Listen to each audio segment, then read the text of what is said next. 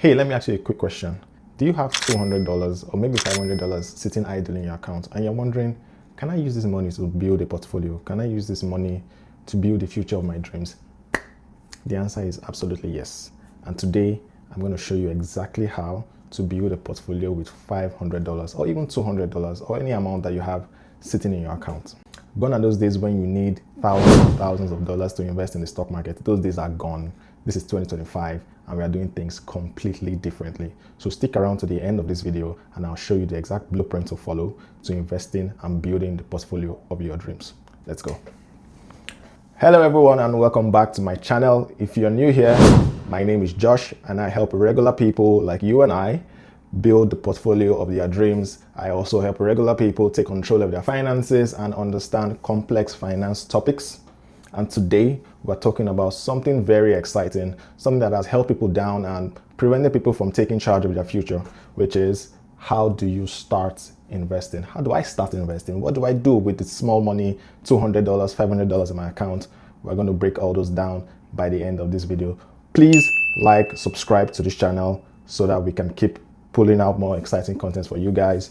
If you have any more questions, pop it in the comments and I'll treat all of them and make more content for us to digest. So without further ado, let's dive into the content for today. It's going to be an exciting one. We're going to enjoy it. We're going to learn a lot and we're going to love it at the end of the day. So let's go. Now, before we start building, before we get to Warren Buffett level, before we start talking about ETFs, investing and whatnot, we need to do something basic first. We need to set the ground level first.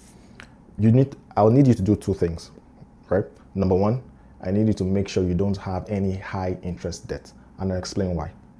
Imagine you have a credit card that's charging you 20%, 29%, or you have any high interest personal debt, about 10%, 15%.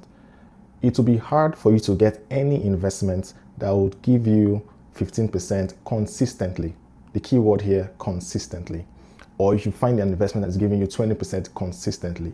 So what this means is if you have debt of 20%, it would completely wipe out your investment returns and it will make you stay on the same point. So the best thing you want to do first is to clear any high interest debt before we get to investing. Agreed? Good. Second thing you must do is build an emergency fund. Now, it's as the name implies, emergency fund. Unexpected expenses come up, things happen, life happens. You don't want a scenario where you're happily investing and you don't have any support system. So that when life happens, you go back and take the investment you've made. That's like taking one step forward, two steps back, and it doesn't make any sense. We want to get to the point where when you start investing, you are in there for the long haul. Nothing is distracting you, nothing is pulling you back. So make sure you get your investment started on the right foot, set up an emergency fund, and this can be anything from $1,000, it can be anything that covers your monthly expenses, or it can be something that covers your 3 months expenses or your 6 months expenses. Get that sorted and stored in a place that is easily accessible. All right, so when you've done those two things, we can start investing.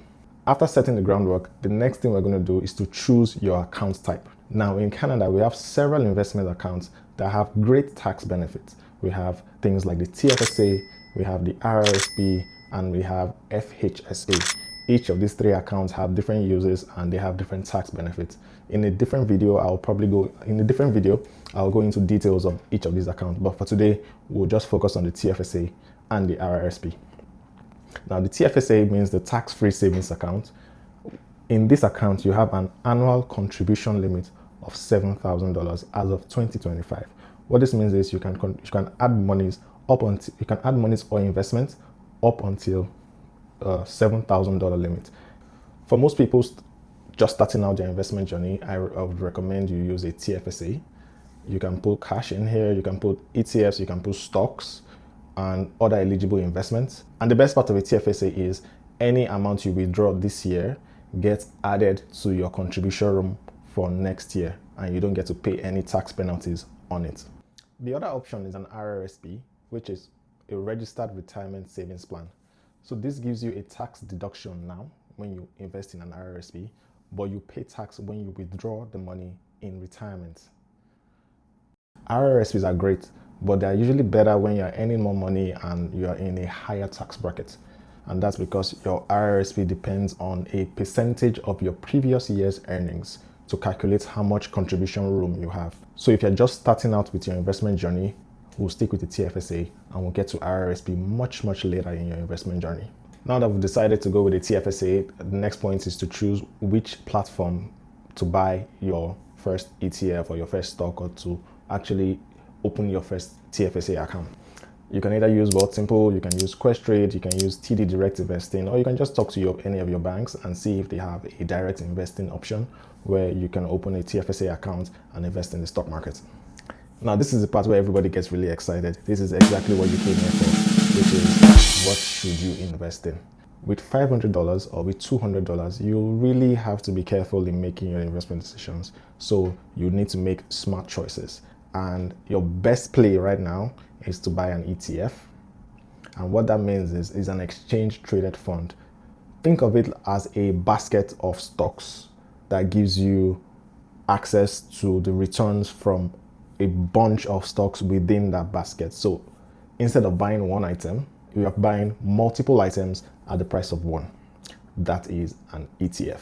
Imagine trying to pick the next Nvidia, imagine trying to pick what the next Spotify is, imagine trying to pick what the next Google is. Those are technical things, those are things that are not the easiest thing to do, they're not the easiest things to predict, and they require a lot of patience. But having an ETF allows you to capture different gains from other stocks that you may not be exposed to, and it gives you less risk exposure and good returns for your investment. Let me give you some examples of ETFs that you can consider starting your portfolio with. You can start with an equity-focused ETF for those seeking higher growth potential and are also willing to take on higher risks. These are 100% stocks and it's very aggressive. But if you're looking to take more risk and get more returns for it, an equity-based ETF can be your first point of call. So you can either go with something like VEQT, XEQT, or ZEQT. They are mostly the same. The only difference is they are being put together by different investment houses, and they have different fees. You can also consider VGRO from Vanguard. This holds 80% of stocks and 20% of bonds. So it's a bit less aggressive than your equity-focused ETF, but it's still growth-focused, and it has a low fee of 0.24%. You can also check out XGRO, which is BMO's version. It's very similar to VGRO, and it also holds 80% of stocks and 20% of bonds. So with $500 or with $200, you can buy any of these ETFs and be instantly diversified across the stock market, spreading your risk across different stocks and getting good returns for your money. So congratulations if you just bought your first ETF or if you just made your first investment. But know that the journey doesn't stop there. And here's what most people get wrong. They invest their first $200 or their first $500 and they just leave it without doing anything further and just expect it to keep growing and growing without doing anything else. But we're not doing that this year. 2025, we're doing things completely different. But the real secret is you need to automate your investment, which is setting aside a fixed amount or a specific amount on a particular day, even without your input, so that your money is always going to your investment portfolio without you having to remember or set a reminder to invest, or without you having second thoughts about investment. That is the real secret. Consistency is what we are going for in your investment journey. Let's do some quick math. If you invest $500 today and add just $100 every month, assuming an annual investment growth rate of 7% per year, in 20 years, you would have over $52,000. And you only actually contributed $24,500 of your own money, while the rest is investment growth. So the trick is to start small, be consistent, and let compound interest do the rest. Remember that time in the market is better than timing the market. And you also don't need to check your account every day. Remember that investing is boring. It's not as exciting as you see it in the movies or on TV shows. You want to be consistent and stay focused on your long-term goals and your long-term plan for your investment account. Now let's cover a few mistakes that I see almost every time, and these mistakes tend to derail your progress in your investment journey. Mistake number one, don't try to pick stocks at this stage and at this point of your journey. Leave stock picking for later. There are over 1,000 stocks, there are over there are over 13,000 stocks you can possibly choose from at any different point in time. With the amount of experience you have, your best bet is to go with an ETF and leave stock picking to the professionals, or leave stock picking to the time where you've gained more experience in the stock market. The second mistake that a lot of people make is they let fees, management fees especially, eat their investment returns. Some mutual funds in Canada charge up to 2% per year. While this might not sound like much, but it might end up costing you thousands of dollars over a long period.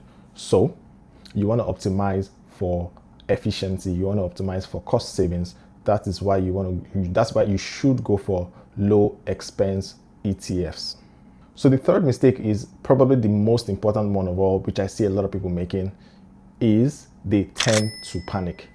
The market doesn't always go up. The market is not always green.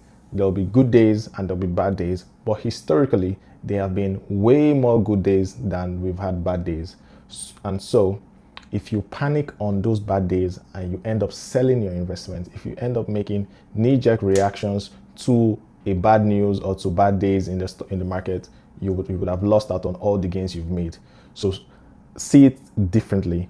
When the market goes down, see it as an opportunity for you to reposition and rebalance your portfolio, and use that opportunity to pick out ETFs at good prices to increase the value you have in your portfolio. So there you have it. I've showed you that investing with $200 and with $500 is completely doable. You just need to start. And that's the critical point. You just need to start. You don't need to wait till you have $1,000. You don't need to wait until you have $1 million. You just need to start. Start with your TFSA. Open an account with Questrade, with Wealthsimple, or with whoever you want to open an account with that allows you buy ETFs. Buy one of these low-cost ETFs. XGRO is good. VFV is good. VGRO, depending on whichever one you want to go with. And make sure you build consistency. Starting is important. Consistency would help you lock in your wins for many more years to come. If you don't remember anything from this video, remember those two things: starting and consistency. If this video has helped you in any way, please like, please subscribe, please share with your friends, and let me know in the comment section how your investment journey has been. Let me know what challenges you faced in your investment journey. Subscribe and follow my channel. I have more exciting content on the way. Thank you, and I'll see you on the next one.